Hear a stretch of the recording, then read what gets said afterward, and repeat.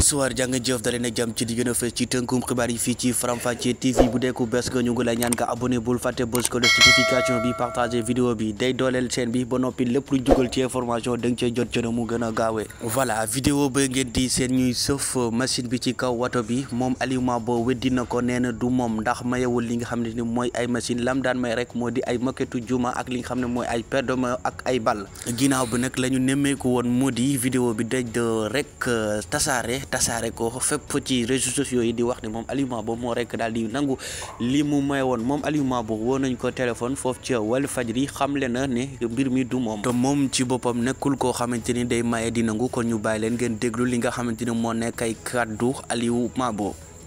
mais Aliou dafa am vidéo yu wër ci dëkk bi ne da nga doon nangu ay machines yoo joxoon ay nit voté luñ la est-ce que loolu dëgg la. Moussa Diop xam nga man kon mooy sama royukaay. muy Sidi Lamine Niass. xam nga man Walfu yow Moussa Ba ku ma fonk nga sax. laaj ko bi tey. jërëjëf. doomu daara du maye di nangu. wallaay man du ma sax saaru nit yooyu. ñooñu dañ may doos rek. toujours ak léegi li ma bitim réew di ma ko laaj. waaw naan ma xaw ma réseaux sociaux yi. parce que man la yàlla def staru Mabo nekk meeru Mabo jàng ba tubaab. dëgg la ñoom ñu dëkkoon Mabo jàng nag. xam nga luy problème da nga naan meeru Mabo liggéeyut ay meeru Mabo dafa mayoon ay machine ci campagne bi sax amul fu ma may machine. benn machine mooy newoon kër Babou yàqu.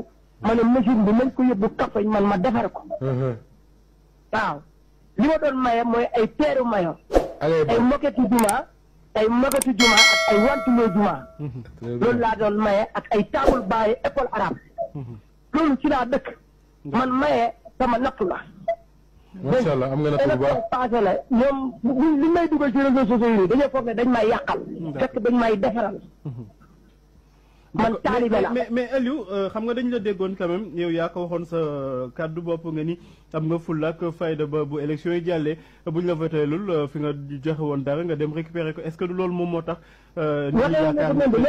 yow yaa dem récupérer ji yooyu la. loolu dañ ko daggee rek waxewuma ko noonu. xam nga nu mu demee d'accord waaw. dama la koy leeralal kër mbukki laa doon wax ak sama benn doomu bàjjan. mu ne ma jox ma diw ma ne ko man am naa fitu ba leen joxee xaalis. so booba sax gisuma ne ñu ngi may caméra xam nga man waxtaankat laa man nit yi jàmm laa. dëgg la. man foo agréé laa xam. waaye xaw ma lépp lu may defal jullit dama koy def te yàlla tax man rek may toog fii ci Sénégal toog yor xaalis dem ci hôpital Kaffrine wala hôpital bu mu mënee ne di laaj ci ñi néew doole ma lay nay jëndal ordonnance. non kanaa kon man nangu jóge man damaa mën a defal yàlla dama xam ne jullit lu mu def rek te yàlla rek tax yàlla dina ko fay. d'accord Aliou. 17 heures daanaka léegi ñu yëkkati jotaay mais dafa am sa benn mbokk bu nekk fii ci Walfadjri muy Serigne Gueye. nee na yow ak moom yéen a doon xëccoo kan mooy staru Mabo mais apparemment nangu nga ko ah. déedéet kooku dama am fierté. ci li ñuy liggéey Walfadjri laaj ko. jërëjëf man Walfu sama napp la dama bëgg Walfadjri. jërëjëf dama bëgg ci lënu ñëpp ak yéen ñi fi nekk ñëpp maa ngi leen ay ñaanal jàmm. ñu ngi lay ñaanal jàmm yow tamit daal yàlla na yàlla yokk ko. amiin yaa rabbi jërëjëf.